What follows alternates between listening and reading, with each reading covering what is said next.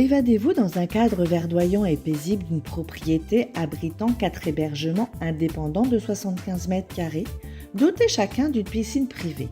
Les Nuits de Lens. Les Nuits de Lens, votre oasis privée à Sainte-Anne, en Guadeloupe, pour une expérience de détente totale. Plage à 10 minutes, parking privé et wifi gratuit, ainsi qu'un espace commun, barbecue avec table. Les Nuits de Lens. Téléphone 06 90 32 72 37.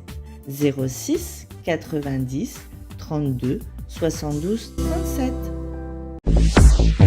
Hexagone, actualité. Ok. Eh bien, nous y sommes, comme chaque année, ici à la Porte de Versailles, à Paris, pour la Foire de Paris, un des rendez-vous incontournables chaque année.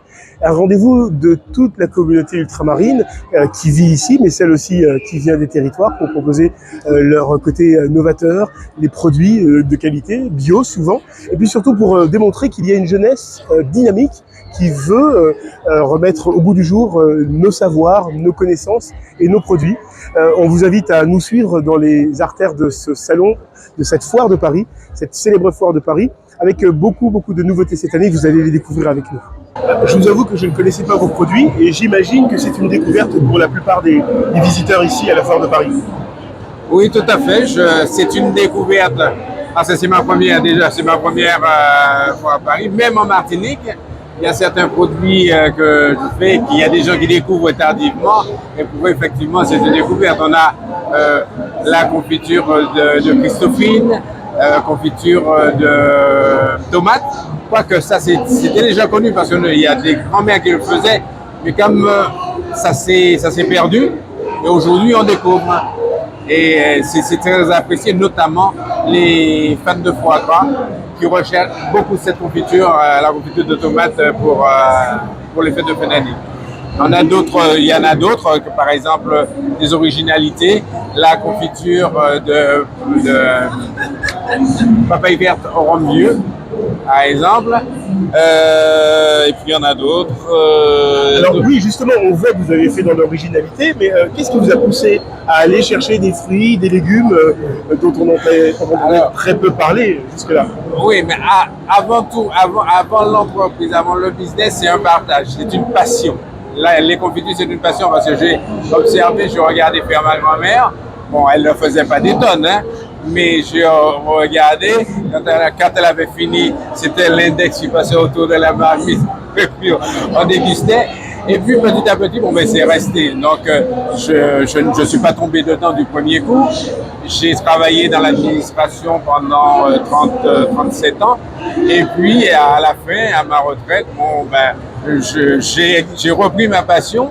Et petit à petit, de fil en aiguille, c'est devenu ce que c'est devenu aujourd'hui. Alors tout cela est made in Martinique, mais est-ce que déjà sur le territoire, on apprécie, on connaît le produit que vous proposez et ici, c'est juste une communication Oui, c'est déjà pas mal connu. Sans faire de publicité, c'est déjà pas mal connu puisqu'il y a beaucoup de gens qui apprécient la qualité du produit parce que moi, j'essaie d'être le plus authentique possible et ils apprécient énormément. Et si bien que même nos chambres consulaires comme la CCI ou la Chambre des métiers ont reconnu la qualité des produits. Donc le produit a été labellisé et justement il y a eu cette mission d'accompagnement par la CCI. Ils m'ont sollicité de façon à m'aider à cette ouverture vers l'Hexagone et aussi vers l'international. C'est un peu l'enjeu de votre présence ici à la Foire de Paris? Tout à fait l'enjeu, puisque c'est surtout l'ouverture, faire connaître le produit, donner une plus grande visibilité et surtout l'ouverture vers l'international. Merci beaucoup. Je me suis dit a priori que l'idée c'était de récupérer toutes les recettes de chez nous et de permettre simplement qu'elles soient conservées un peu plus longtemps. Est-ce que je me trompe? Alors, oui et non. Alors vraiment, on revisite les recettes traditionnelles, comme notre plat de colombo de poulet. Donc là, on est vraiment sur une recette familiale, authentique. Après, on a aussi des recettes qu'on invente. Donc on propose aussi comme, par exemple, une terrine de poulet boucané. Donc toujours avec, par contre, les produits de chez nous. Et puis il y a des particularités, des étrangetés, mais qui sont très agréables. Comme celle que j'ai pu goûter, c'est une terrine de porc au rhum vieux. Est-ce que vous allez aussi chercher des particularités, des singularités comme celle-là sur l'ensemble de la gamme? Ah oui, c'est vraiment notre travail, on va dire, quotidien avec l'équipe. On fait beaucoup d'essais, par exemple comme notre ketchup de Giromont. Donc on a voulu faire un vrai ketchup, mais sans tomates, avec du Giromont. Donc voilà, vraiment on s'éclate avec l'équipe, on invente des choses tous les jours. Tout ça est fait sur place, dans le territoire. Je crois que c'est la Martinique, hein, pour vous. C'est ça. Alors on est à Sainte-Marie, en Martinique, oui. Oui. Ça pose peut-être des problèmes logistiques. Alors, est-ce que vous trouvez tout sur place? Est-ce que tout est authentiquement fait sur place? Alors, tout est fait sur place, au maximum avec les produits locaux. Donc tout ce qui est viande, poisson, vraiment toutes les matières premières de base, on va dire. Après, il y a des matières premières qu'on ne trouve pas là-bas, comme l'ail, hein, forcément, l'huile d'olive, ce genre de choses. Donc là, on fait venir, on n'a pas le choix. Mais au maximum, on essaie de trouver une variante locale ou voilà. Sinon, on remplace par quelque chose de qualitatif. Alors, on imagine que votre présence ici à la Foire de Paris, c'est aussi pour communiquer sur ces produits, Oui. un peu d'exotisme et forcément un peu de vente de la destination Martinique. Mais est-ce qu'on peut les trouver ici facilement à Paris? Alors, on est en train de s'organiser en ce sens. C'est vrai qu'on a beaucoup de demandes, à la fois des ultramarins qui veulent retrouver les saveurs du pays, et aussi on a beaucoup de touristes qui sont déjà venus en Martinique, en Guadeloupe, et qui veulent retrouver aussi ces saveurs-là. Donc on est en train d'organiser justement depuis notre site internet des commandes de France hexagonale à France hexagonale pour limiter les frais de port. Pour une première cette année, eh bien, vous avez décidé d'être en collaboration, en travail commun avec la CCI. Ça, dites-nous en plus de cette alliance, la Chambre de métier plus précisément. Voilà. Quel était l'objet de cette alliance? Alors, on a pensé, comme je le dis très intelligemment tout le temps, il faut travailler en bonne intelligence collective et en coproduction et en co-réflexion. Et on s'est dit, la Chambre de commerce de la Guadeloupe, la Chambre de métier, regroupe pratiquement plus de 50 000 artisans et commerçants. Pourquoi ne pas travailler ensemble pour cette belle occasion et ce salon dont on appelle le Salon de la Foire de Paris? Alors, la Chambre de métier est chef de file et nous sommes partenaires, donc la Chambre de commerce, avec la Chambre de métier pour l'organisation de cette manifestation. Une manifestation qui est incontournable et incontournée d'ailleurs, puisque vous avez vu aujourd'hui, il y a énormément de monde et en général, ça ramène plus de 500 000 personnes pour les 10 jours, hein, je crois, 10 jours de salon. Et là, nous avons, pour la Guadeloupe, un stand d'environ une surface de 400 mètres carrés avec 40 exposants. Alors vous avez de tout, hein. Vous avez des artisans, vous voyez, il y a les glaces, les artisans qui font même des pistaches, des artisans qui font des petits gâteaux, et vous avez aussi donc d'autres commerçants qui vendent avec le rhum, et vous avez le café, la confiture, bref, on a de tout. Et c'est important parce que les artisans et les commerçants que nous avons accompagnés, aujourd'hui nous disent que depuis plusieurs années, ils font la Foire de Paris et que c'est une valeur ajoutée pour eux. Pourquoi? Parce que c'est un salon qui est réputé, qui a une très belle réputation, et donc toute la France vient dans ce salon, et indirectement, à travers les produits que nous vendons par nos exposants, nous vendons la destination Guadeloupe. Et c'est important parce que tout à l'heure, j'étais avec quelqu'un qui me disait, mais vous voyez, moi je suis en train de manger un bokit avec une glace au coco, ça m'a fait fantasmer, je pense à la Guadeloupe, et je vais prendre un billet, et je viendrai en été en Guadeloupe. Donc voilà, indirectement, on vend le pays Guadeloupe. Et là, c'est vrai qu'ils sont très, très, très contents parce qu'en 10 jours, ils font le chiffre d'affaires pratiquement de 6 mois. Donc pour eux, c'est une valeur ajoutée. Alors, on comprend très bien l'utilité d'une synergie comme celle-là. En revanche, concrètement, ça donne l'occasion d'avoir, comme vous l'indiquiez, des acteurs du tourisme guadeloupéen, tous au même endroit, c'est ça. C'est-à-dire que la personne qui souhaite prendre un billet d'avion pour aller en Guadeloupe peut le faire ici directement? Ils peuvent le faire parce que vous avez des stands d'agences de voyage et qui vendent la destination Guadeloupe, qui sont des Guadeloupéens et qui sont là. Mais aussi, vous savez, je voulais remercier beaucoup la région Guadeloupe parce que si on a pu faire tout cela, il y a eu un financement énorme de la région Guadeloupe qui a accompagné, il y a aussi Corsair qui nous a fait des billets d'avion à moindre coût pour accompagner les exposants, mais la région Guadeloupe a financé vraiment tout ce qui est l'aide aux fret, les stands, accompagner les exposants dans le financement de leur belle aventure.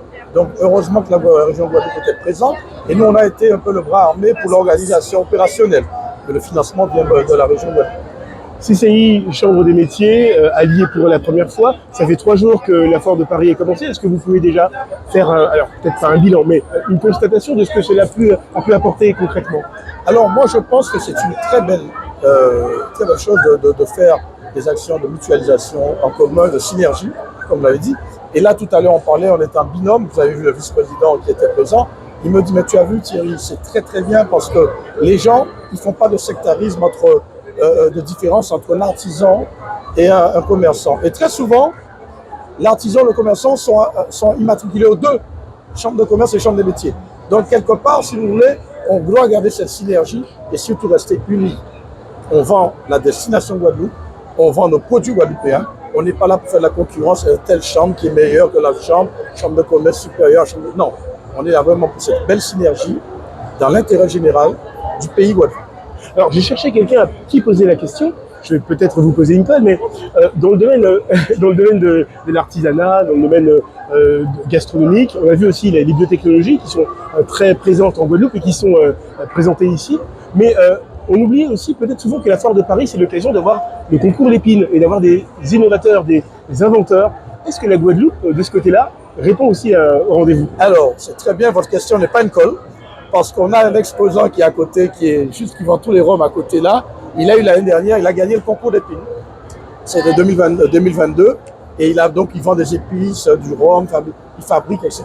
Et il a eu donc le prix de concours en 2022. Donc la Guadeloupe est en avant à travers donc ce stand dont c'est vous voyez à côté là qui représente tous les rhums qu'il fabrique lui-même sur place, il est de Sainte-Anne, la ville de Sainte-Anne. Nous suivons avec tous ces exposants et ces artisans qui ont fait le déplacement depuis la Guadeloupe pour cette édition de la Foire de Paris à la porte de Versailles avec moi. C'est particulier, l'exposant qui vient pour la première fois, mais vous allez voir, c'est très intéressant. Il s'agit de Maison Pesmel.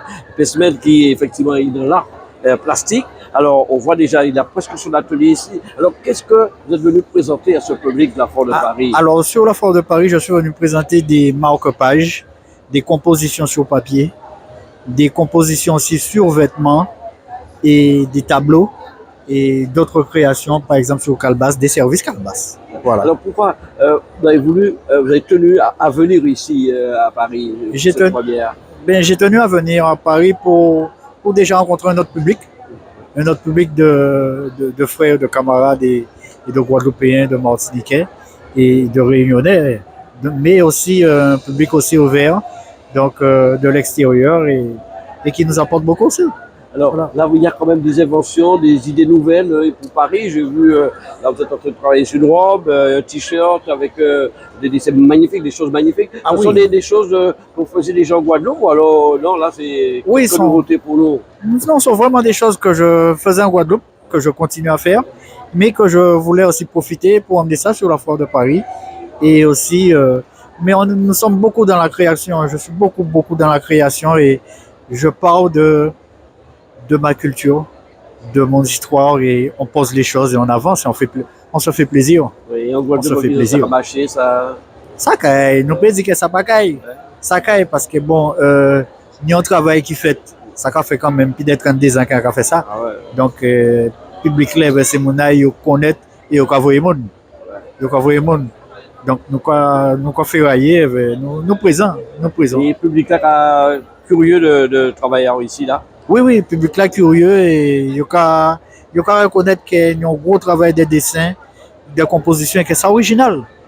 Il y a dit surtout que c'est original et on a l'impression que pour découvrir ça. Oui, c'est effectivement, voilà. C'est pas un dessin comme ça, tu fais pas ça comme ça et puis tu n'appliques pas ça sur un vêtement, c'est quelque chose qu'il y a de la recherche. Ah oui, il y a une recherche, comme je disais, bon, de baigner dans notre histoire, dans notre culture et dans nos origines. Donc c'est ce qui est retranscrit dans ce qui est présent sur l'espace Maison Pesmel, sur la Foire de Paris, aujourd'hui et dans les jours qui viennent. Toujours sur ce stand, alors elle va nous dire l'histique et la Maison Pesmel avec mon ami que nous venons d'interroger, mais cette fois nous avons en notre compagnie Nucia. Voilà, qui est venue présenter aussi ses créations. C'est une grande première pour vous. Alors parlez-nous un peu de cette maison, de ce que vous avez en Guadeloupe, de ce dont vous êtes venu présenter ici. D'accord, alors là c'est holistique, donc c'est une collaboration que je fais donc avec la Maison Pince-Maille. Et mon désir aujourd'hui, c'est de pouvoir présenter en fait un travail qui a été mis en œuvre il y a peu de temps. Voilà, c'est assez récent. Et donc c'est tout un travail qui se passe au niveau du tissu végétal et du tissu naturel, voilà, tant que possible. Le tissu végétal, alors expliquez-nous. Voilà, le tissu végétal, en fait, c'est tout ce qui est à base de composition non animale. Voilà, comme le lin, bon, le coton. Bon, on essaye de prendre du coton bio, bon, voilà, mais après, le coton en général. Après ça, il y a aussi, il y a beaucoup, il y a beaucoup de tissus qui sont aussi des tissus non chimiques, hein, parce que c'est naturel. Ouais. Et voilà. Il y a aussi autour de. Non, on va dire, c'est un peu bio, hein, ce qu'on fait. Oui, en fait, moi, ce que j'appelle, je l'appellerais plus une mode néo-éthicale. Oh là. Voilà. Voilà, c'est s'approprier la matière. Voilà, c'est ça, voilà. S'approprier la matière naturelle pour pouvoir en faire des. Alors, ce que je voulais vous dire aussi par rapport à ça, là, je me suis, depuis quelque temps, je me suis aussi basée sur la récupération, c'est-à-dire dans le tissu, dans l'industrie du tissu, il y a beaucoup de déchets. Voilà, donc on récupère du tissu et on détourne, on déforme ou on reforme et on fait d'autres. Le tissu il n'est jamais mort finalement, il reste vivant quelque part. Et le tissu, et voilà, vous avez mis le mot dessus. Pour moi, le tissu est vivant, voilà, et la couture donne une expression à ce vivant. Voilà, alors là, vous êtes venu même avec votre machine. Vous avez fabriqué quoi comme vêtements? Je vois, bon, pour tout le monde. Oui, alors il y a divers vêtements. Il y a des créations. Donc, il y en a certains qui sont pour ceux qui sont, on dirait, qui sont un peu originaux. Ouais. Et il y en a d'autres qui sont beaucoup plus, on va dire, comment, j'ai trop pas classique, de terme. Classique, merci. Mais... je n'ai plus les mots. Et justement, ceux qui sont classiques, avec Bernard aussi, on va tâcher aussi de faire des peintures dessus. Voilà. Et là, vous attendez quel impact pour vos produits ici à la Foire de Paris? Alors oui, l'impact, on espère être beaucoup de visibilité. Voilà, pour une première, ce serait bien. Et puis un partage aussi avec sur le travail, que ça puisse aussi sensibiliser le regard, le cœur des gens aussi, parce que on est là aussi, comme on est des créateurs, on fait partie des créateurs, on le fait aussi avec notre cœur, donc voilà, que ça puisse être un échange et en même temps, voilà, qu'on puisse expandre notre travail. Voilà. Avec moi, Marie-Louison, qui est venue présenter des ouvrages pour enfants, contes et poésie. C'est une première pour vous ici à la Foire de Paris? J'avoue que c'est la deuxième fois que nous venons et j'aime cet espace-là, j'aime la chaleur qui règne au sein de la Foire de Paris. Voilà, et puis beaucoup de monde aujourd'hui. Alors, oui, parlez-nous de ces ouvrages pour enfants. Alors, mes ouvrages, c'est Conte à Timoun Lakou, dans lequel vous allez retrouver 3 contes, d'accord? Et les contes sont écrits en créole et en français, d'accord? C'est important, ça, d'écrire justement ces contes dans les Ah oui, c'était important parce que c'est important de faire le va-et-vient entre le créole et le français pour se resituer au niveau du créole et pour se le réapproprier. Alors quand l'enfant lit une phrase en créole, il voit aussi la traduction en français, c'est ça? Exact. Faire le lien entre le français et le créole. Alors si ces contes parlent de quoi, d'une manière générale? D'une manière générale, c'est notre histoire, notre culture, mais c'est aussi des animaux qu'on retrouve en Guadeloupe, en Martinique aussi, en Guyane aussi. Donc, c'est vraiment sur le côté caraïbéen des choses. Des ouvrages pédagogiques dans le même temps, ça permet aux enfants de connaître l'environnement du monde. Exact. Une mangouste, on n'en trouve pas en France, on en trouve en Guadeloupe, Martinique, Guyane. Il y a aussi Manzébrélé. Manzébrélé, c'est une grande dame qui comprend le langage des arbres. Il y a aussi Noël, Chouquette et Tisha qui ont rencontré un petit cochon super emmerdant. Et ils se sont alliés avec le petit cochon pour pouvoir aimer le petit cochon. Donc vous illustrez tous ces animaux avec des petites phrases pour les enfants? Tout à fait. C'est vraiment ça. Et l'enfant se retrouve dans cette démarche. L'enfant retrouve aussi le côté local, le côté culturel de la chose. Alors cette passion pour les contes pour enfants, et vous est venu comment? Oh, j'avoue que j'ai rencontré le parcours de... Je suis rentrée avec, comment il s'appelle? Edgar Ferrus, donc Conte à Case. C'est à partir de Conte à Case que le conte a vraiment émergé en moi. Et j'avoue que c'est vraiment un monde mystérieux, un monde merveilleux. Et j'essaie en tout cas, du mieux que je peux, d'associer les enfants au merveilleux de la vie. Et en Guadeloupe, on fait appel peut-être à vous, peut-être des associations pour Oui, tout à fait. parler aux enfants. Tout à fait. Au niveau des écoles, j'interviens au niveau des écoles autour du compte, au niveau des associations, quel que soit l'endroit, l'espace, la commune, nous faisons des interventions, d'accord, autour du compte. Édition 2023 avec Fred de Tic Créole, toujours présent au salon. Alors, là, c'est pratiquement une habitude de prise. Hein. Ben, écoute, bonjour Maurice, comme chaque année, la foire de Paris bat son plein. Et comme par hasard, aujourd'hui, c'est vraiment une belle journée parce que ça a bien, très très bien démarré. Alors là, tu es là pour évidemment les personnes qui viennent, tous les visiteurs visitent les différents stands, mais on ne peut pas rester une journée sans manger, sans boire quelque chose. Et tu es là pour leur faire déguster les meilleures recettes de la cuisine créole en quelque sorte. Ouais. Ben, écoutez, aujourd'hui, les gens ont su que la foire de Paris commençait, donc ils sont venus en grand nombre. Et ce qui fait que, ben, comme pour le premier jour, j'ai bien travaillé. Je dirais que bon, ça s'est très bien passé pour l'ouverture. Et je leur ai proposé pas mal de produits de chez nous. Alors, quels sont ces produits que tu vas présenter pendant quelques jours ici? Ben, comme d'habitude, j'ai des beaux kits, la pâtisserie créole, sucrée comme salée, des frites de patates douces, et des brochettes de bananes plantain, et ben, puis plein d'autres choses, et les rhums qui va avec. Donc j'ai six gammes de rhum. Voilà, à boire avec modération. À boire avec modération. Ouais. Alors, là, ça fait combien d'années tu fais ces salons agriculture au Fort de Paris? Ben, je dirais depuis 2008. Donc là, maintenant, ça fait 15 ans quand même. Donc ça fait un bon bout de temps maintenant que je fais le salon. Alors, il y a toujours le problème aujourd'hui, il y a des problèmes d'ordre sanitaire.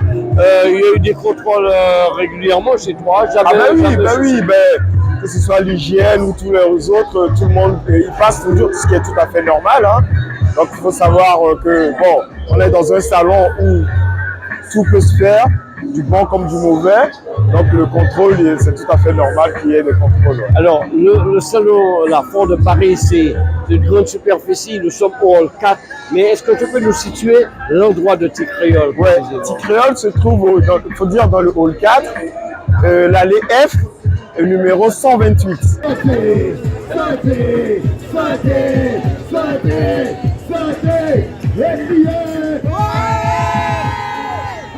Maman, fire! Est-ce que vous êtes prêts pour le combat direct original Mafia? Est-ce que vous êtes prêts? On va taper les mains, s'il vous plaît. Attention, Mami, nous arrivons.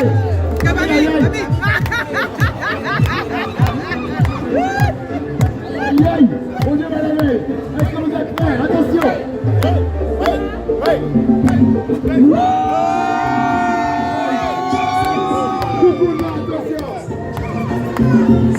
Bonnet.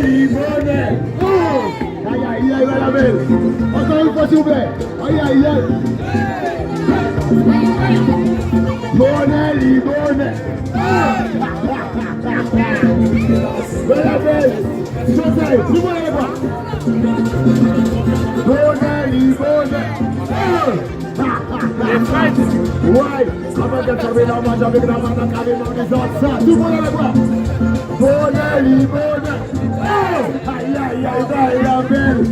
Water, de la flavor. Encore une fois. Bonnet. Aïe. Ouais, mes amis. Check it out, yeah. Come on, get me now, my job, big now, man, I'm coming on this other, yeah, man, I could say, put down, for one. Attention. Bonnet. Aïe, belle, belle. Bon Dieu. Ouais. Attention. Bonnet. Tout le monde là, la belle. Aïe, ça va vous dire là-bas. Oui. Outremernews.fr, le site de l'actualité Outre-mer, 24 heures sur 24 et 7 jours sur 7. Retrouvez la chaîne Outremer News sur YouTube.